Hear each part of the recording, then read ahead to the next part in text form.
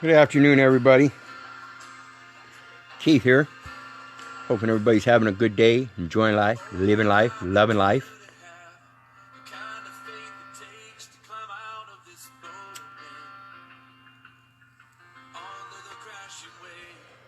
We're going to talk about habits today. What are habits? Most people look at the word habit. A lot of them see addiction.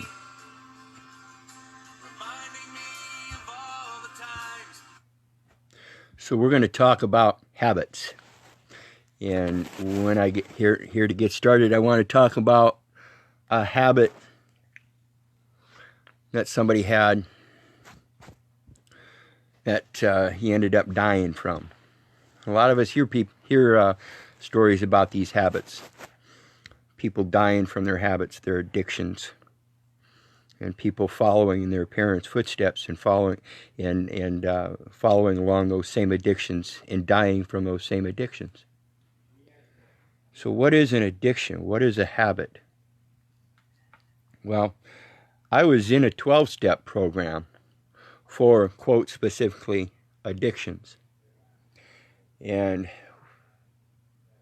I've always been a man of words. So when I look at the word addiction, I look at the things that are compared with it.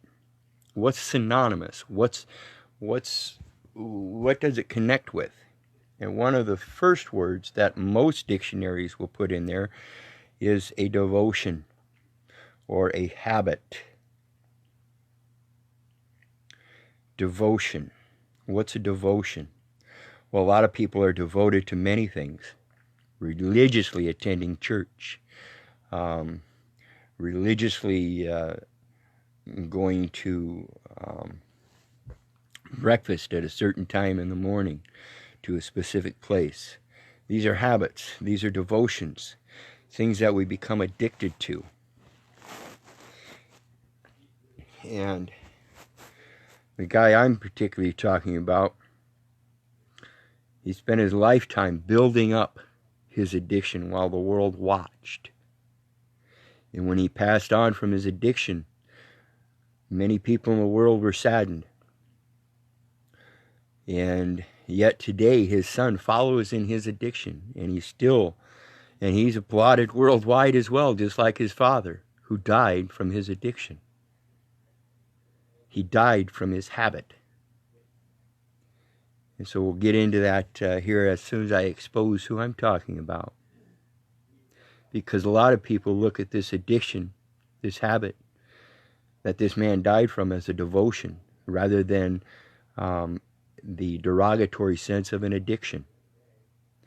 And that's what I'm talking about, is how do you take in the words that you're hearing? What intent do they have?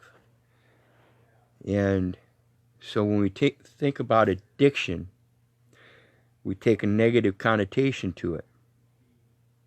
It's inferred, implied, presumed, assumed as a bad thing.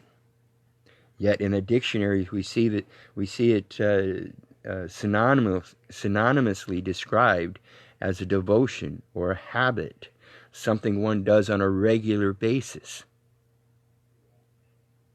So where does that negative connotation come from? And so when we think about this man that died from his devotion, addiction, habit, lifestyle, we're talking about Dale Earnhardt Sr. Dale Earnhardt Sr. developed a habit of driving fast around a track in circles.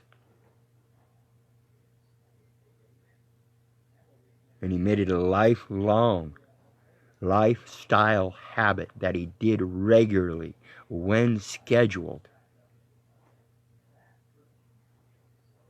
And so when we talk about this thing of habits, now we're going to get back to that original word, habit. What is habit? Well, it depends. Because a habit is something that's custom. Huh? What do you mean, custom? Well, It's custom that this tribe wears certain clothing types, and they can be discerned as different from this tribe because this tribe wears a different clothing type. And so what I'm talking about is if you go back to like the Federation of Tribes, you got 5 main tribes in the Americas, and they all dressed according to their regions. What was customary in that region might have been wolf pelts in the northern, might have been deer pelts in the southern. So you would see differences in their clothing. And that is the derivative of the word habit. It came from their habitat. It came from what was already customly given freely. It was already provided. And they made use of it on a regular basis. And it was used to discern the differences of where they came from. Prior to anybody verbally speaking a sound constructed phonically differently here than for those that were here, thus being a name or a calling. The deer tribe, the wolf tribe. And this is where everything about us comes from, is from our habits. What is custom to us, not to some commercial system. Some commercial system where first you must listen to in order to be enlisted. Are you going to list in to somebody who wants to enlist you? Or are you going to hear the sound that's custom? Are you going to see the things that are custom? Are you going to be in tune, in cycle, what's regular, with what is custom, what is natural? Or are you going to enlist to listen to someone else, portray their habits, and enforce their habits on you, on yourself? So I want you people to think about this. Neat. Are you trying to teach or are you sharing? Somebody messaged me this morning and asked me to teach them. I can't teach you. I can't teach anybody. All I can do is gather information, share it,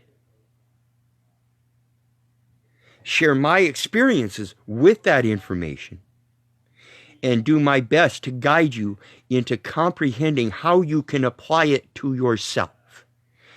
You have to learn it. I can't just take the information and give it to you and say, there, I've taught you. I don't teach anybody. I learn as much as I can. The things that I study, and I'm just going to call you sister. I don't like the names myself. And the way this is spelled, N-E-I-T, Hodges, I don't know if it's neat or night. I believe it to be night because that's the way it's supposed to be phonetically pronounced according to the English grammar. However, I don't know what grammar style you're using, so therefore it leaves a conveyance assumption or presumption assumption situation where I don't want to be at fault. I'm told I'm blameless as long as I follow his way, so I'm just going to call you sister. And sister, all I can do is tell you that the things that I study the most are etiology, which is the root cause. etymology, which is the root word, and epistemology, which is the root knowledge, of which all three put together is where we get our root wisdom. And you can only get wisdom within yourself. You can't get that from somebody else. They can't teach you wisdom. Wisdom comes from experience of using the information that you have, using the information that you gather through your senses, and discerning it for yourself. See, when I turned 18, I didn't just become what they call age of majority. Age of majority. What is majority? Figure it out. There's a lot of different things for majority. Are you a majority in this group? Are you a majority in that group? Or are you a majority in your own household? So when I think about age of majority, I think about age of discretion. I'm now old enough to discern for myself. And so when the society says that you have to be of a certain age, an age of majority, do I have to listen to them? Do my parents have to listen to them? Fuck no. If my mom and dad, or if my parents, my mom and dad, I'm going to stick with mom and dad. If my mom and dad discern for themselves that they've educated myself and passed on what they have for knowledge, they've helped inform me. They formed myself in them, in their beliefs. When they believe that they've informed me enough that I can then discern for myself how to behave in the world. Whether that be at the age of 14, 16, 18, 20, 21, 24, I don't give a rat's ass, because I don't give a rat's ass about society posing their habits on me.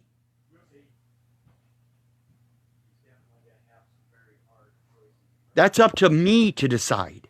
I decide whether I have informed my offsprings, my heirs and heiresses, my kings and queens. I decide if they are capable mentally of using that as a tool for prosperity and abundance. I'm the one that determines that, not some government agency saying that I have to follow their habits. I have to go to work 40 hours a week in order to make a paycheck that's going to cover all the expenses.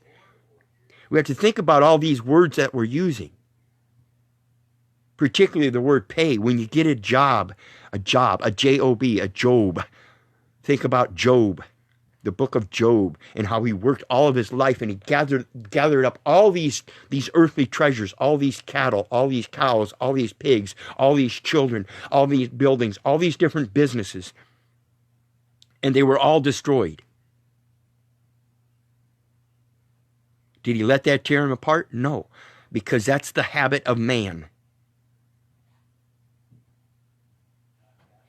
The habit of a spiritual creation is to always love that which created you. So when it comes to Dale Earnhardt Sr. and Dale Earnhardt Jr., it didn't matter whether his dad died from his addiction. He still loved him. He still loved the way he lived. And just like any heirs that Job might have had, would have continued to keep raising cattle and pigs and creating businesses for the love of life, for the love of love, for the life of love. He made what was right his habit. And as long as it's not wrong, it's not right, or it's right.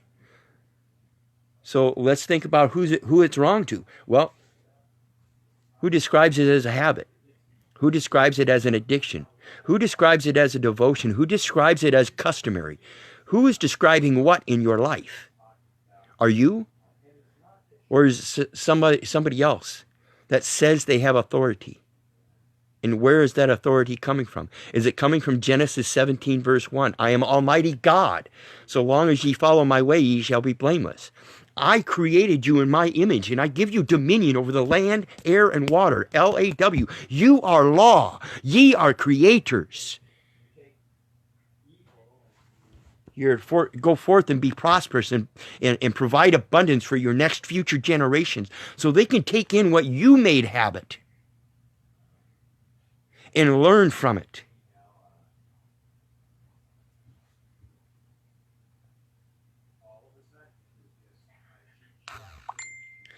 Correct.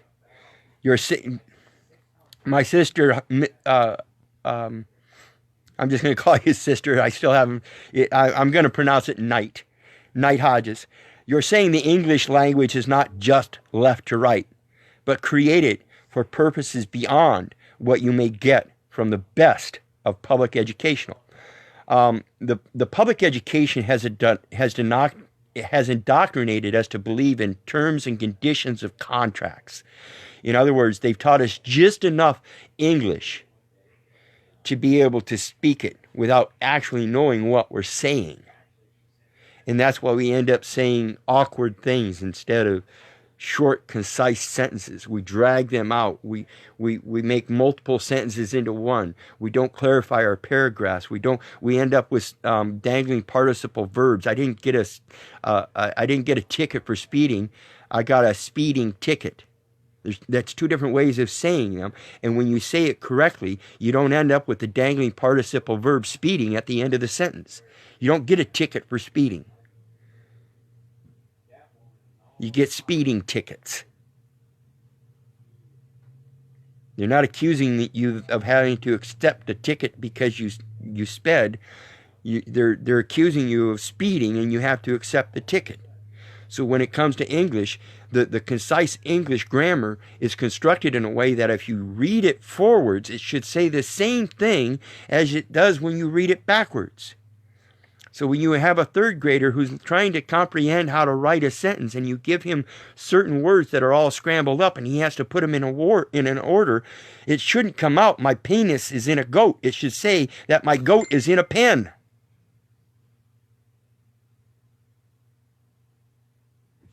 See if I can write that down for you here. Let me comment here.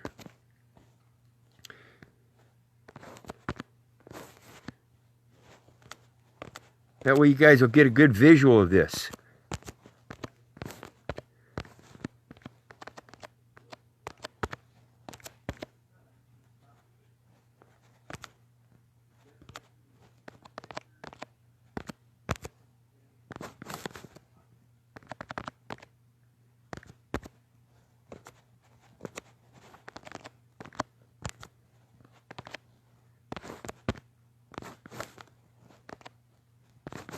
Sorry, it's taking me so long. I got a screwed up phone here still.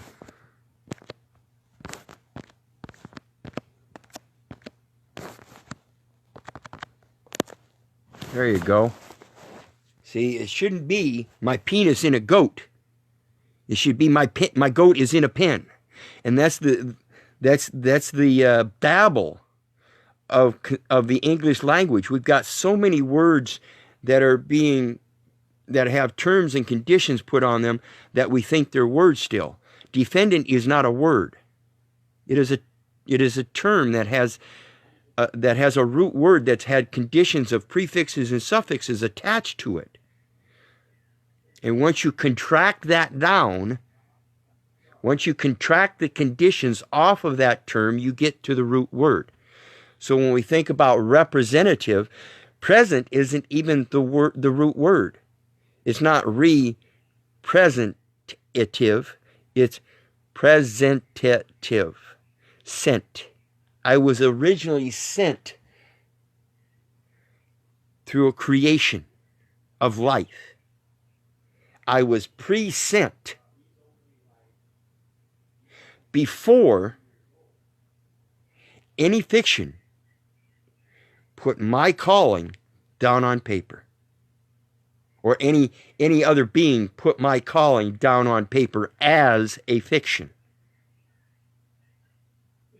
And this is the kind of stuff we have to think about, people. When we think about every one of these words, terms, and conditions, we have to know what we're talking about. So when we think about addictions, we have to think about the synonyms. What are they synonymous with? In what context? What intent is being conveyed? So when somebody talks about Dale Earnhardt Sr. and Dale Earnhardt Jr., they generally don't talk about them as having addictions. They talk to them about much more in the sense of they were devoted to a career. car rear. Funny how that turns out, huh? So think about this stuff, people. And remember, I wouldn't be doing this if it wasn't for you. I'm making it a habit. It's custom. And so I'm going to keep on doing it. Though it's probably not on a regular scheduled basis, I'm going to keep doing it. So anyway, God bless. Have a great day. Bye-bye. Love ya.